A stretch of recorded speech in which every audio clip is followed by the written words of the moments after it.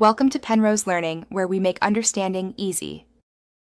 You start by signing into Netflix with your primary profile. Use a browser for the clearest options.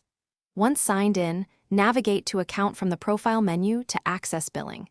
Make sure you have the new card or payment info at hand, card number, expiration, and CVC, and any passwords for your bank if verification is required. This step opens the membership and billing panel where payment methods are managed, so get to the account page and prepare the new details now. Once on the billing page, find Update Payment Info and select it. This is where you edit or add methods. You can enter a new card, switch to PayPal, or redeem a gift card. Pick what fits.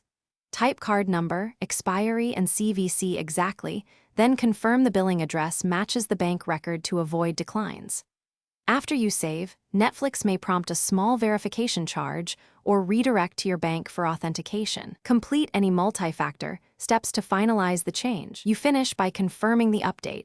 Watch for the on-screen confirmation and an email to your account address that lists the new payment method.